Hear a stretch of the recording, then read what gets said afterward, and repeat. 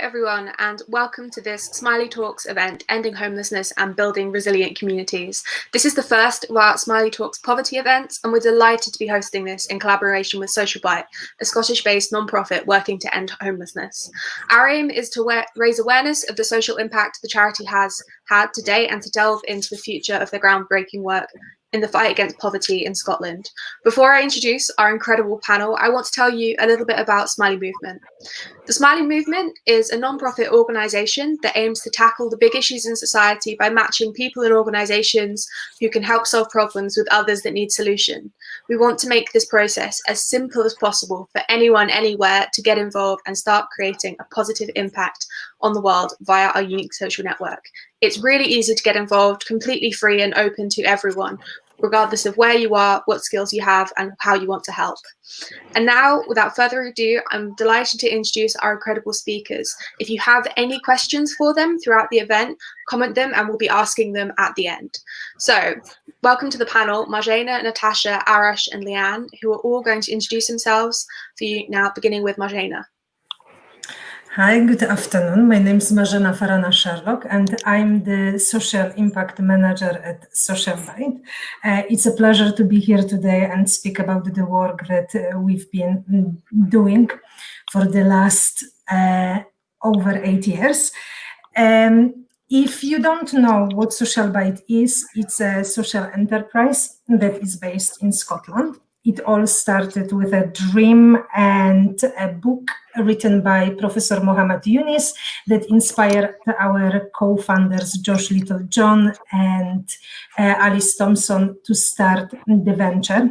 Initially, it was a simple idea of opening a coffee shop and all the profits would be given to other charities and organizations, and this is how it started. However, very quickly, Josh and Alice came across people who were facing homelessness, poverty, and one person called Pete asked them about the job, and this is how our remit and the way how we work with people evolved. So currently, we've got coffee shops all over Glasgow, Edinburgh, Aberdeen. We deliver social impact program that involves volunteering, organizing free food give-outs and social suppers alongside with job opportunities for people. We also started a venture that is an alternative to temporary accommodation, and it's our Social Bite Village that is based in Edinburgh, and we roll out it was the biggest rollout of Housing First program in Scotland. We've got 5 local authorities engaged, and it's a pathfinder, and it's basically offering somebody a home with wraparound support. We work in partnership with loads of organizations across Scotland to deliver that program. Thank you. Excellent, fantastic. Natasha, could you tell me a little bit about some of the partnerships that you've seen Social Bite do with lots of different organizations? Yeah, definitely. So hi everyone, I'm Natasha and I'm the Corporate Partnerships Manager at Social Bite. So what that means is I look after all of the relationships, great relationships we have with some of the most loved organisations across Scotland. And also my remit is to find new opportunities, find other organisations that maybe haven't come across Social Bite before and build partnerships with them. So some of the best sort of partnerships we have are those that have touch points with the charity in lots of different areas. So when I build a relationship with a partner, it's very much based on that organisation's values and ethos. So if they've come to Social Bite for a reason, it particularly resonates with them, the homelessness issue resonates with them. So the best partnerships are those that are based on those values, and we can create really great foundations to build upon. Our corporate partnerships, like I said, kind of interlace with the charity in lots of different ways. So one is corporate donations. So some of the organisations we work with are incredibly generous. Throughout the year, they set themselves targets with their employees and run fundraising events themselves, or they collaborate with us and work on our campaigns that we have running and support us with those. So that's just one area. Other areas are gift in kind. So if they have products or services that are particularly useful. So Marzena was just talking about the Village project. It's one of our biggest projects that we have running, which is aimed at breaking the cycle of homelessness. So we worked with lots of partners that worked in that sector, the housing and facilities management sector, and they were able to come forward and provide their services pro bono, for example. So that's another area they can support. And then the third one, I would say, some of our best partnerships are where they can actually help us with our employability side of what we do at Social Bite. So we run a great program called the Social Bite Academy, and we help facilitate people into roles. And I work with some great partners who can then offer other roles once they've finished the Social Bite Academy for them to go and move on to. So that's just some examples of some of the partnerships that we work on and the ways that partners get involved. That sounds fantastic, and it sounds like you've got lots of different opportunities to get involved across the board, and I'm sure we'll learn more about some of the examples of that later. Arash, you work in the Social Bite Cafe. Could you tell me a little bit more about your story?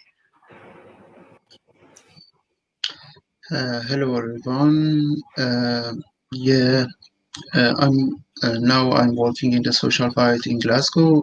It's a coffee shop in Glasgow city centre. So I worked since January in Social Bite, and I'm in part of Social Bite Academy. I came from Iran 2 years ago. So, and after I think 1 year and a half, I was searching for a job, and through the Glasgow City Council, I knew Social Bite and applied for a job, and I got a job in the academy. So, as my colleague said, academy is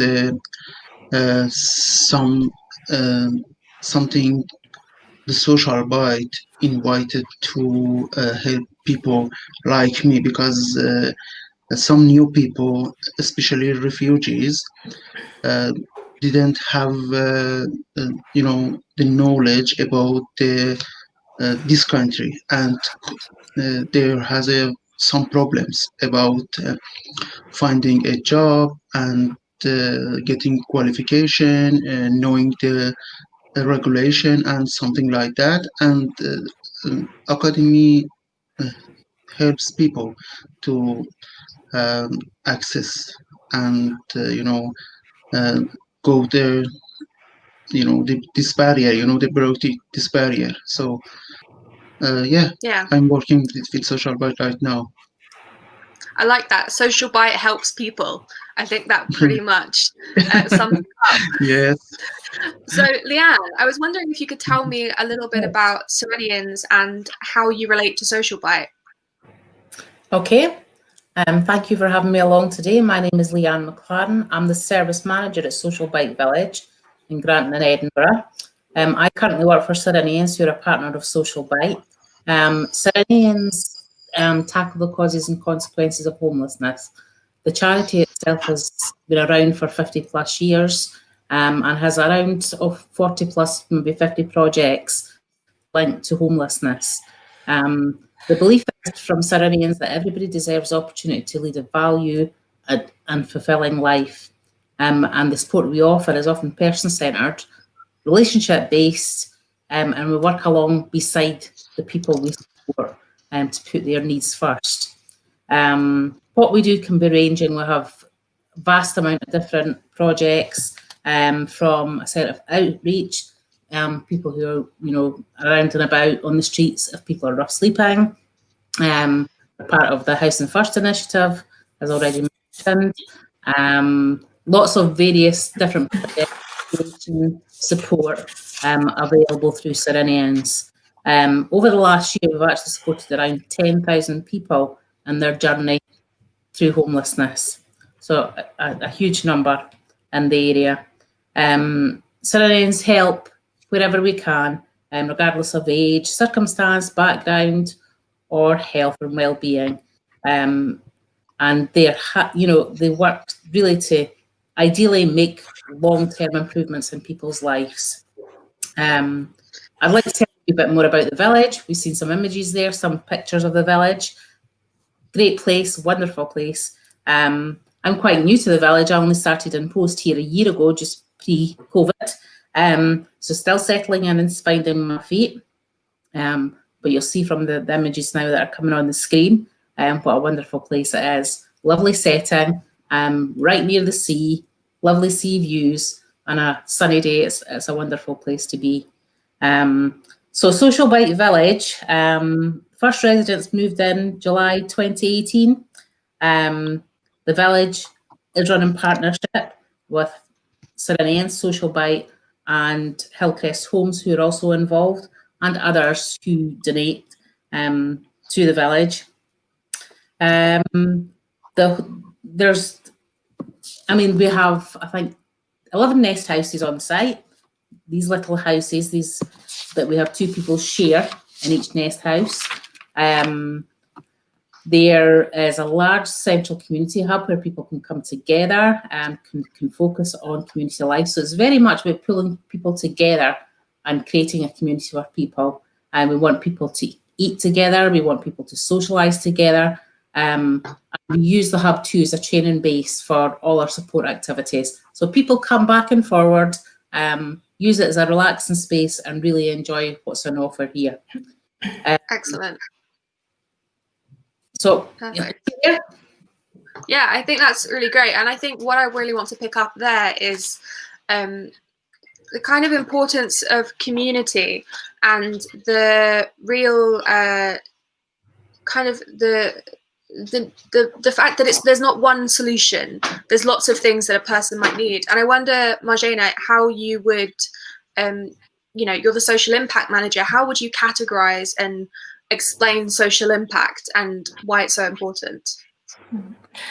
So I guess, Ellen, you've touched on it. When we talk about like social impact and measuring it, it can get really complex and difficult. We can get hung up on different measurements, outcomes. We can start talking about logic models, and it all is very important because, like in our case, logic model will help us to show what we intend to get out of the activities that we provide. What change do we want to achieve when the activities are over? So it is all that jargon, all those definitions are really important, but looking at social impact, I would really encourage people to think about it in a very simple way. So what is the change that we are aiming to achieve? And I've mentioned before, Social Bite's mission is to end homelessness. We've been working with our partners to deliver Social Bite Village that Leeann described in a really good and fantastic way. We work also with other charities to roll out and the project that is called Housing First, where people are getting homes. When I talk about the social impact within the Social Bite, to simplify that, I would almost put it in 2 main categories. And the first one is the team that I'm working with. We're working with people. And this is what I would encourage everybody to remember, to look at people, not at issues. People are people, and that's the basic. So then we can get into looking at how the impact is delivered. Again, I would encourage to engage people that we work with, because we don't do work to people. Yes, we're trying to assist and help, but we need to work with individuals. So using the language of social care, we would map the journey, which means that we would engage people in telling their own stories, preparing case study where they explain where they were, what made the change possible for them to happen. And yes, we will use different tools that will enable us to capture it, and we can talk about outcome star, we can talk about IROC, but it's very specific, and each organization that works within the third sector will choose different tools to map it. I also think that one of the most important things that my team delivers, it's the opportunity to create the trust, and then how do we measure it? So I would say we measure that by feedback.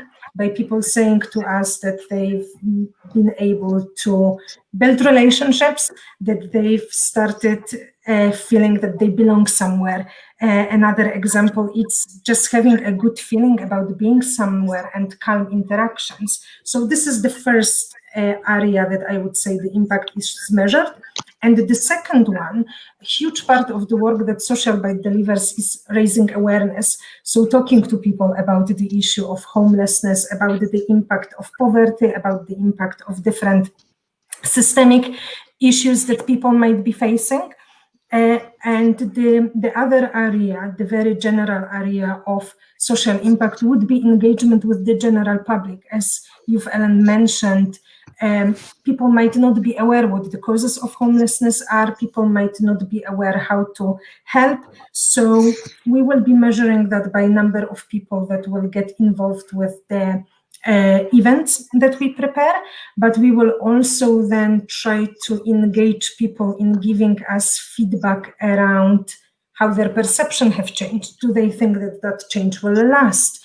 Do they think that they will then take any action that might help the change to sustain? So I'm hoping that I've answered that in a very simple way. This is how I would describe the social impact by the change that we want to see within the individuals, or rather the change that the individuals want to say within themselves, but also then the change that we create within the system and society.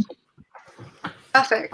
And I guess, Natasha, following on from that, can you tell me a little bit about how social impact is important for your corporate partners? And I guess from rather than the individual's perspective, maybe the corporate perspective, although there is a relation between corporates and the individuals who work for them. Yeah, 100%. So I think what Marzena was talking about, the main point around the focus on people is incredibly important in the corporate space as well, because people resonate with people and people resonate with stories. And a lot of our corporate partnerships come from, employees and staff members having a real empathy for individual people's stories. So making sure that we share that and we can talk about that is really important to get corporates engaged in the first place. But the other thing around social impact and the importance for corporates is partners really want to make sure that they're part of the solution. They're not just providing money or a donation that's going to provide food for an individual or provide shelter for just one night. They want to be part of long-term systematic change. And that's why communicating the social impact, communicating about the village we were talking about these bigger projects that are aiming to actually break the cycle of homelessness, not just put a sticky plaster on it, but to actually go to the root cause and fix that. That's what corporates really want to get behind. And that's where you see really successful long-term partnerships, because they're invested in that in the long term. It's not just something they want to help, for example, at Christmas time, because homelessness is still going to be there in January the 1st. So yeah, it's really important that we communicate that social impact in the corporate space as well. Yeah, and I guess building long-term relationships. Arash, I wanted to come to you and ask, what is the biggest impact that Social Byte has had on you in your life? Because we're talking about social impact, and that can mean a lot of things, as Marzena said and as Natasha said. But I wondered what it means for you.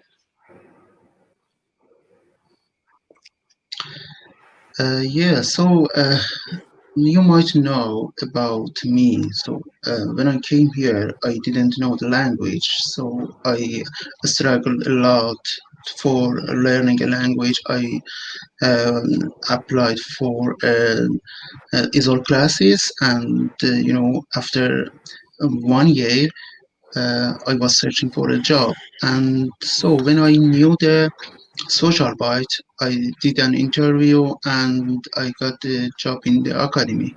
So they helped me because, eventually I had a job. I'm working right now. So it made you, so you can say, yeah, if I can get some job like this one I can do for another job, another permanent job for the future, and it made you a full confidence, and you can trust yourself and do it again and again. If you lost your job, you cannot be, frustrated. When I was searching a job, I couldn't find it for during 6 months, so I was a bit frustrated. After that, after working with Social Byte, after 4 or 5 months, I realized, yes, uh, I can improve my English in this job. I can improve my knowledge. I can uh, uh, broke some barriers, and now I'm, you know, uh, someone know, yes, I can do it. Yeah, I can do it. I can improve my English. I can improve my knowledge. I can do everything if I want. So that is the big impact. The academy helped me. Yeah, it's helped your confidence as well as things Yeah. like giving you a job and stability. It's given you Hmm. a way to build your skills, like your English. It's given you skills in the job, but it's also helped you feel like you're confident and you're able to get another job in the future as well because you've had Exactly. this job. I now want Exactly. to come to you, Leeann, and talk a little bit about the village. Why do you think it's been so successful? I think it's the approach, the community approach, particularly at the village. I think the trusted relationships that we build here is vitally important. When people come in, they're greeted, they're made feel part of, that community. And I think that's really a vital thing for us at the village. The support is obviously pretty crucial. People, when they come to the village, they've been in difficult circumstances. They need just time to settle, to stabilise, just maybe sometimes to pull things together for themselves. And the village offers that opportunity for them. We do lots of one-to-one support with people, and people buy into that almost and are happy to run with it because they feel maybe a bit more secure in having somebody that they can approach and they can talk to. We have lots of things on offer that we can encourage people to get involved in. We have quite an extensive activity programme. People come along and pick and choose what they maybe want to do. And it really has a lovely community feel. People just come together and, place of safety, get on, and seem to be happy here, which is fantastic. And I think there's something really important, if you're dealing with people who've had really difficult experiences, who are minoritized, who are vulnerable, that providing that sense of safety first is absolutely paramount, because without that, those other elements that I think a lot of people might think logically come next, like helping people get a job or get a bank account, none of that's going to happen if people don't feel confident and don't feel safe. And so and we've seen from the images that the social village looks like, it looks inviting, it looks warm, it's not what people necessarily think of when they think of somewhere that a homeless person or a person experiencing homelessness might live. How important is the sense of home? I guess we're talking about homelessness, but how important is building that sense of home? I think it's really crucial for people to feel at home, and that's what the village offers, certainly. The houses are lovely, they're well cared for, they're looked after, they come in, they're welcoming, people feel comfortable, and they settle generally very quickly. So I think that's a really important aspect for everyone who comes here. Yeah. Marzena, can you tell me a little bit about how your work has changed since the pandemic, which obviously has impacted people across the globe, but I'm really interested to know if it's changed the need regarding homelessness in Scotland? So I think following on a few points that Leeann made, like I think what it amplified, it's the feeling of isolation. So the COVID-19 breakout pandemic brought the isolation home, I think, to everybody. And we now know how the isolation tastes. Prior to the pandemic, and according to like Joseph Roundtree Foundation report, there have been already over 1 million people in Scotland living in poverty. And again, COVID-19 amplified that. So when it comes to Social Bite, we very quickly had to repurpose what we've been doing because of all the national guidelines, government guidelines around physical distancing, then the lockdown that came in March. So we had to think on our feet how to still support the communities that we've been working with. So over the pandemic, we've started delivering lunch packs to our community organizations and charity partners that were able to then distribute that to people who were needing that the most. We have been still providing free food at our Social Bite coffee shops, and we've been seeing across all the 3 cities approximately 160 people a day. I think what is also important to say, we've noticed that the food poverty, as I was already saying, has been amplified. People struggled, and we know that people had to shield, and people were asked to self-isolate where there were suspicions of having COVID symptoms. So apart from delivering the lunch packs, we also have been delivering non-perishable goods to people, especially those who stay in bed and breakfasts, where cooking facilities might have been, access to cooking facilities might have been limited.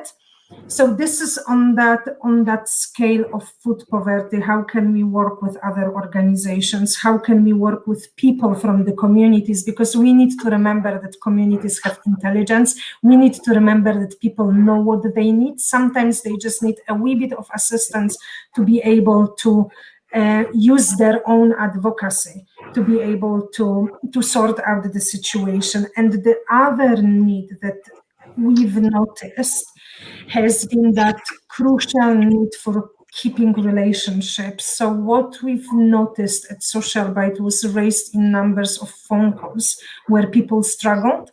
What you need to understand that very often, that's why I try to say that people are people. This is the basic. The issues of housing, homelessness, poverty and stuff, it's something almost secondary. It's really important, but people are people. And when they find themselves in a situation that they might have not faced before, they will struggle. I think we need to remember that the system is really difficult to navigate. So again, we saw a rise in numbers of phone calls where people were faced with unemployment suddenly because the jobs have finished, they weren't put on the furlough scheme, and it was really difficult for them to navigate the system, to know where to start. And by providing the signposting element and providing the advice, we were able to build relationship with people. We were able to see where are the needs. We were working very closely with other organizations to be able to deliver the best response possible. Across UK, as we know, people were housed in the hotels, and we worked with organizations in Scotland to be able to address the food poverty. And I guess what is really important, because I'm on and on about the people are people, be more human, it's down also to the teams that have been really dedicated and flexible, to workers who overnight change their approach in terms of being flexible and just getting on with things that were needed. So I guess to summarize that, the need for food, but also the need for human connection has definitely risen. And I think every one of us can relate to that on some level. And I'm not saying that my situation would be even close to someone who lost the job, who might face housing issue, who might face health issues. This is not what I'm trying to say, but I think thinking about those moments when you felt isolated, feeling that you didn't belong, that you didn't know where to get help, or simply just being stuck, and the same way lucky to be in the house, it's trying to think about that from that perspective as well. Yeah, for sure. And I guess I want to come to you next, Arash, as someone who worked with Social Bite and then obviously experienced the pandemic. How did the coronavirus pandemic affect you and your work with the academy and with the cafe? So is the pandemic impacts, a huge impact in hospitality. My work is in a coffee, and it's a hospitality work. So right now we are closed, and just for a few hours for homeless people. It's I cannot say what happened in next year because we don't know.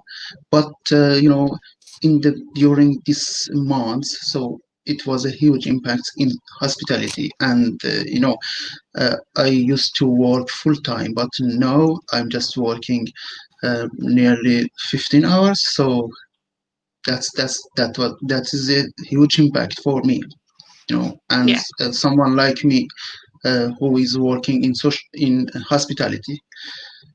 So yeah, I think hospitality has obviously been one of the areas that has been hit the hardest, and coming from a place where you worked so hard to get that job, and it took so long to get that job, it's a real concern. I guess, Natasha, I want to ask you, how are you working with partners to ensure that the Social Bite community is going to be supported beyond this pandemic and during it as well? Yeah, great question. So one thing I was going to say just before I answer that is we've also seen, I would say, a change in the ways corporate partners are getting in touch, I guess, or not the ways, I guess, that there's more of a demand to help. And I think that's because, again, to Marzena's point and Arash talking about his personal situation, there is an overwhelming feeling among corporate organizations and their staff of feeling very privileged in their positions, and if they feel like they've been impacted by COVID-19 and the pandemic, they have this overwhelming empathy again that situations other people are experiencing are potentially worse than themselves. So we've had lots of corporates, really almost approach us first before we've even got to them to say, look, we know the situation must be really difficult. How can we help? How can we help? So one example of that, Marzena talks about it a little bit, was our Social Bite COVID appeal. So that started in March, and we repurposed all of those cafes and the kitchen staff to focus purely on pulling together these emergency food packs to be distributed across Scotland to those most in need. So it's about looking at the services we provide, being agile and changing them because the cafes weren't open or having the footfall that we were used to, and making sure that we fulfilled the needs in other areas. So with that particular campaign, that particular appeal, we had loads of corporate partnerships come forward, with donations, knowing that we were doing that work. They just wanted to help. They wanted to provide support best they could. And I think another point I want to make around this is the importance of collaboration. So I'm going to say that I'm the partnerships manager at Social Bite. Not at all biased. But actually, it's across the whole organisation, because collaboration between ourselves and corporate partners, but also community partners. We wouldn't have been able to, understand the places that needed that emergency food as well as we did have, without building those relationships with community partners as well. So collaboration's a really sort of key word across the board, I think. Yeah, I guess I've got a question for each of you, which is, why did you choose to work for Social Bite and to work to try and end homelessness? I'm really interested, because lots of people watching, they might feel like they want to help but don't know how. And obviously not everyone's going to end up working for a homelessness organisation, but they could do. So I just wondered, if I could know a little bit more about your story and how you each came to work in here. If I start with you, Marzena. So I guess for me, and I do apologize for repeating myself, it's about people. I'm fascinated by people's stories. I'm fascinated by the way how people overcome the issues, how they change, the issues that they might be facing, but also every single person. I'm a strong believer that every single person has got something to offer. Sometimes people might not have been told that, or might have not have had the environment where it was nurtured, because lots of people that we work with faced childhood trauma. Lots of people have been bouncing around care system. So for me, it genuinely is about people's stories and looking how the strengths and how the interests, how basically people's personality can be brought out and their skills brought to the table. Because as I've mentioned before, people have got their own abilities and advocacy, and it is sometimes just being next to someone. For me, it is about being more human. It's about, I guess, the reason also why I've joined, I used to work on the radio, and in Great Britain, I've learned about that amazing saying that says, you've got good face for the radio. And in terms of homelessness, I know why everybody is laughing, but in terms of homelessness, I've been thinking about that, like, on the radio, you're invisible. And unfortunately, very often when you're facing the hard times in your life, you're becoming invisible as well for other people. And it was around bringing the visibility, not of the issue, because people are not housing issue, people are not benefit issue, people are not an addiction issue, people are people. And it was about trying to work around changing the narrative. And I think Social Bite has achieved a fantastic way of awareness raising in Scotland and outside, and we've been really lucky to be supported by various partners with our ventures. So that's why I wanted to work for the organization that is not scared to take risk, that it's not scared to go against the flow, and is actually really good at bringing people together and trying to build on their strength, or trying to assist people to discover their strength, interest, by the programs that we offer, and simply sometimes by sitting with somebody over a cup of tea or coffee and having a chat about the daily life matters. Yeah, I think there's so many words of wisdom just there. My brain is absorbing them all. I think you're right. There's definitely a tendency to refer to people as issues, or kind of see the issues as a sum of a person, and that's totally not the case at all. And you're right, over the last 8 years that Social Bite have been operating, you've massively changed the narrative. And I think what's interesting for me asking the question to you about why you got involved with Social Bite is the story of Social Bite, and the fact that it didn't begin as this massive project with, millions of pounds being raised. It began with a sandwich shop and offering a person a job. And I think that's a really inspiring story, especially when it comes to scaling up and out, which we'll discuss later. Natasha, you're relatively new to Social Bite. Can you tell me why you decided to get involved with the charity? Yeah, absolutely. So I actually come from a marketing and brands strategy background. So that's where I developed my career. I was working agency side for a long time, for over 7 years, working with lots of different businesses to help them with their branding and their marketing strategies.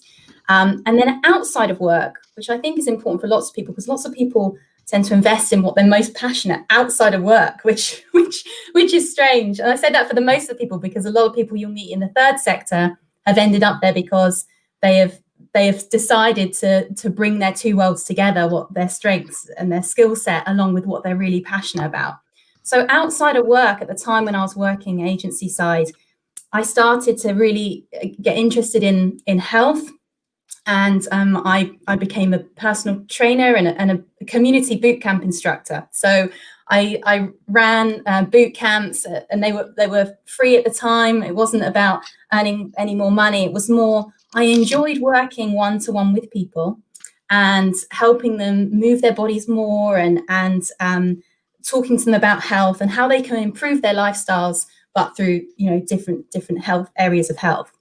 And so that became more prominent for me, and I ended up specializing in branding for sports brands, because I thought I want to work for organizations that are helping people live well and that are helping people make the right choices and that sort of thing. So that's where I ended up. But it still wasn't enough. It still wasn't enough in that space. And that's when I found out all about Social Bite and all of the fantastic projects that it runs, and including the village we were talking about. And I was really hooked. I became really hooked on what they were doing there and in their community hub. And it really resonated with me and what I was doing with my community boot camp. And the boot camp, when I was running it, it was less and less about fitness and making people do press ups, and it ended up being a real social thing, and people benefited more from the social aspect of it. I really saw people come out of their shell who originally joined them quite shy, and self-belief, confidence. So yeah, it was really about merging those two worlds together. And when I found out that's the work that Social Bite did, I thought, I've got to have a piece of that. I've got to help in that space, and that's how I came to join Social Bite. Excellent. I think you're right. There's definitely something about people bringing their passion for helping others suddenly into their day job, and it's very interesting about the kind of fitness and wellness side of it as well, because I guess when we talk about people's well-being, that's something at times often forgotten. It's not on the list of priorities, but it's really, really key. And I think especially with lots of public facilities being closed, it's become even more apparent how necessary those spaces are as a result of the pandemic. Leeann, would you mind telling me a little bit about how how and why you decided to get involved? Well, I've actually worked in homelessness a long time. I've been in homelessness somewhere near around 15, 16 years. I worked in my last job supporting people who were homeless for 15 years. So it was a big leap for me to come across the Social Bite Village, which I did so, as I explained, at the end of last year. The reason I wanted to move across to Social Bite was I could see it. There was such a passion behind it. I could see a real movement forward.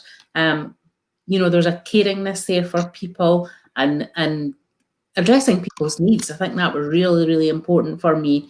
I tried very hard in previous roles to emulate the work that Social Bite do and the work that they can then bring to the village in my last job. But that was quite hard going, as you can imagine. It's quite full on having to, continually find funding to keep projects going. So when I seen the post come up for Social Bite, I thought, oh, that's really what I need to be. That sounds fantastic and exactly what I had hoped that I would build or certainly be part of. So that was what really attracted me to the village.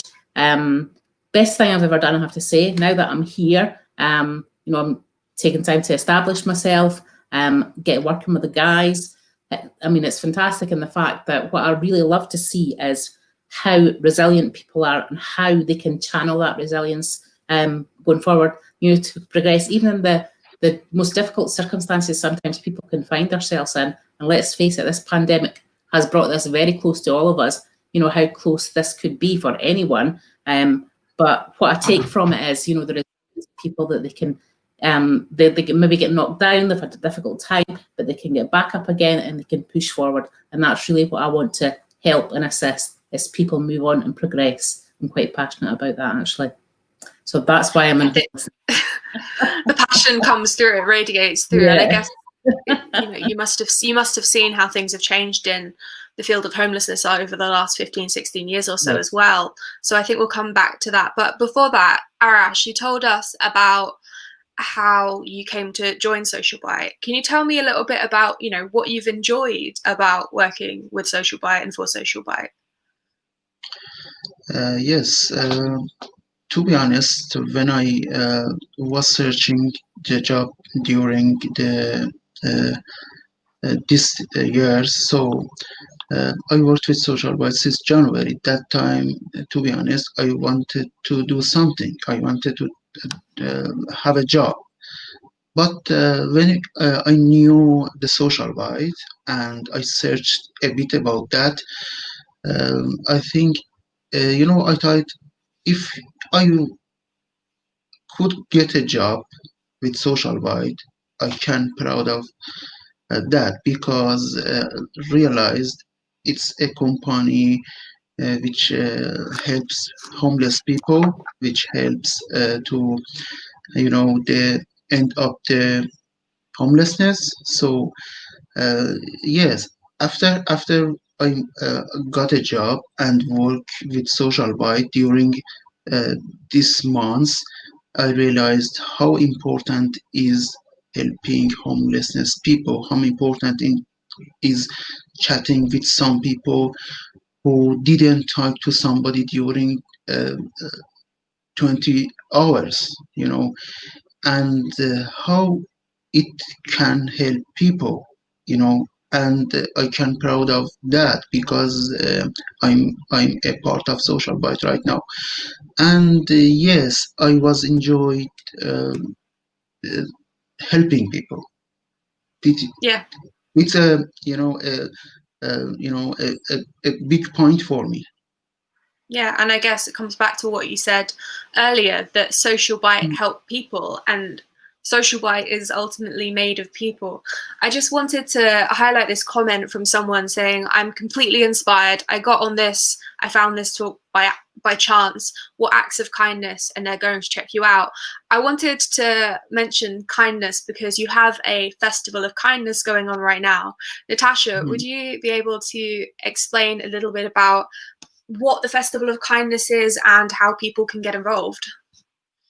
Yeah, absolutely. So the Festival of Kindness was really born from the amazing sort of movement of kindness that we saw during that first COVID appeal back in March, all the way to August. People coming forward to really offer support. And so, yeah, we wanted to continue that. Christmas is coming. Winter can be some of the hardest times for vulnerable people. So the Festival of Kindness launched last Thursday. Basically, it's a big call for everyone to come and support us in 3 key areas. So we'll be raising money and taking donations of gifts as well for 3 key areas. So the first one is food provision. So making sure that we're distributing food to people in need, but also Christmas dinners. So it'll be Christmas dinner ingredients that will be distributed, as well as actually Christmas meals that are already pre-cooked. So they'll get delivered and the recipient can just reheat them, because as Marzena said, sometimes the people that we're working with don't have cooking facilities available to cook their Christmas dinner. So that's one area that the Festival of Kindness is really supporting. The other area is this Christmas gifts and essential items. So we've published a gift wish list, which identifies all the types of items that are most useful, in times of need. So everything from toys and children's toys to hot water bottles, warm clothes, and that can be found on our website, that gift wish list. And we're asking people on that particular area, if they, we'd love for them to donate to the cause, but if they would like to actually tangibly go and buy their own gift from that gift wish list and then bring it down to Edinburgh or Glasgow, we've installed 2 big Christmas trees.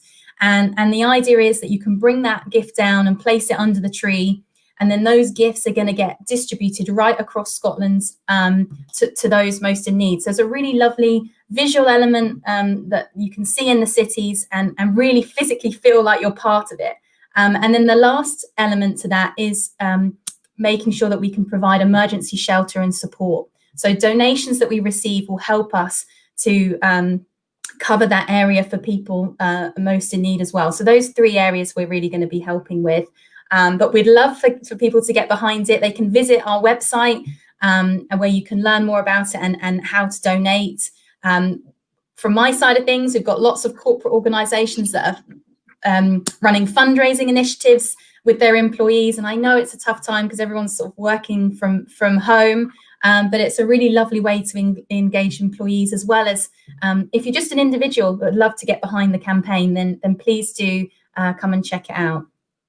That's excellent. And I guess, not everyone can get to Edinburgh or Glasgow, especially in a pandemic. But the fact that there's still ways to get people involved, location need not be a barrier. And I just wanted to highlight this comment as well from Gary. He says that people should ask people to donate this Christmas instead of buying unwanted gifts. So maybe if you are someone who usually receives presents, you could ask for a donation to be made instead, or you could donate to Social Bite on behalf of someone you might buy a gift for. And I think especially, I don't know if you found this as well, in light of the pandemic, people have become a lot less materialistic and much more focused on helping communities, especially if they helped them. I guess my next question is, what does a Social Bite Christmas look like? I wonder if Leeann, you might have an explanation of what you think it's going to look like.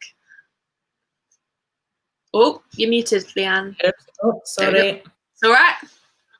I'm saying a bit more low-key than it has been in past years, I have to say. But actually, after residents, as I came across here today to do this interview, making wreaths in our community hub. They've all got together. There's maybe 4 or 5 people, residents in there, all round the table, putting bits of leaves and branches and things into a wreath. And that for me says Christmas. It's lovely to see people coming together and sharing these experiences and being part of a community and feeling, secure. Yeah, and I guess there's also something there about, decorating in Christmas and feeling like you have ownership of your space and getting to kind of choose how you decorate it, and that being really powerful as well. I guess my next question is for you, Arash, and it's around, how would you like to see refugees treated better in this country? How can people help refugees?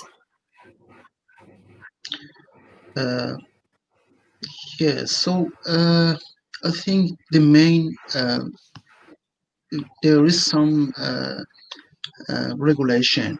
If the government put some regulation about, I told you about the opening the bank account. It's took me 3 months. So if they provided just 15 minutes interpreter, I could do that easily. But the private organization don't want to spend some money for something like that. So it's about regulation, a part of it. But the people, if we are if we are wanted to focus to people, this can be something like look, they are struggling a lot, just about everything, about finding a job, about finding a home, about everything, learning language and everything. If they just help people in their business, and maybe they can provide some jobs, for example, 1% or 2% of each company. I don't know how it's possible or no. Just it's my guess. It's my it's my suggestion. It's not maybe they can do that, maybe not. I'm not sure about that. But the main reason to helping people is a secure job. If they could get that, easily, it changed the whole life. So that is the one point they can do that.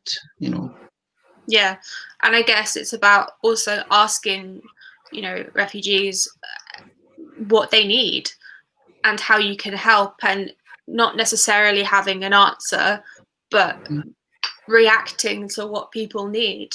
I want to end this discussion with one quite big question, but what's one thing that people can do and take away from this to end homelessness and build resilient communities? Leeann, do you want to go first? Yes, certainly. I'll go first. I would like to see everybody, if possible, donate to Social Bite's Festival of Kindness. The funding that Social Bite receives makes such a difference to the lives of people. I witness that on a daily basis. It's incredible and it's powerful. And I would, urge anybody to please donate and help out with this. It's an amazing thing to do. Yes, perfect. And Marzena, what would you say? I feel like the words people might come up. So yeah, you I think I'm very predictable. Following on what Leeann said, yeah, I would say be more human and come and join the movement if you're interested in volunteering, if you're interested in getting involved that way, volunteering your time, especially if you're unable to put a donation. That is a huge step to build connection, because one act of kindness goes a long way. And yes, if you're able to support in a financial way, that will be benefiting people that we're trying to work with. Because also, just to finish off, I think we've been talking about the human connection. It works both ways. The way how we try to provide opportunities happens because people support us, but also because people who we provide the opportunities to give us the feedback. So we constantly learn and change. So yeah, be more human, do your research, donate your time, or show financial support. Ash, what would you say one thing that people could do after this talk to help? I think if just think about the people's problems, not about ourselves, think about our problems in our society. Think about poverty, think about homelessness, think about and do something. If they can donate, if they can donate time, if they can just chat to people, just they find out how can they do. Just think about the people and the humanity. Yeah, I think that's a really, really poignant point. Think about people and their humanity and do something. Learn about what it is and then do something. Exactly. On the final bit of do something, Natasha, would you like to tell me what you think people should do to get involved and what businesses maybe can do as well? Oh. There we go. I'm going to be cheeky and give you 1.5 things that people can do. One, as soon as the call finishes, donate £5, and that will buy someone a Christmas meal this Christmas. Simple, easy to do. Just £5 will buy someone a Christmas meal. The 0.5 is really think about, yourself. You're super a valuable person to where you work and your organisation. Think about how you could make an impact, how you could make a bigger impact. So whether that's just talking to your colleagues, your friend at work, so could we do something together? Could we get a group together? Or maybe go and talk to your HR department. Say, do we support any charities? I heard this talk about Social Bite. This is what they're doing. And get in touch. I would love to hear from anyone who'd be interested to support. But you can make a change. You really can. So have a think about that. Who you could talk to and how you could bring Social Bite up with your own companies. Excellent. We've already had people saying that they have donated during the stream, so that's really delightful to hear that this is having, we're not just discussing these things in a hypothetical way. We are actually making a tangible difference.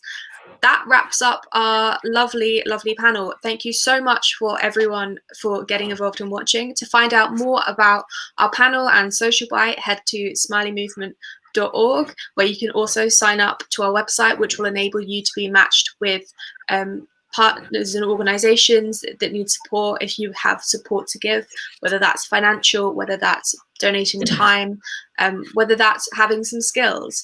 We hope you have enjoyed this first Smiley Talks poverty event in collaboration with Social Bite. I'd love to say a big thank you to our panelists, Marzena, Natasha, Leeann, and Arash, and we'll see you all at the next event.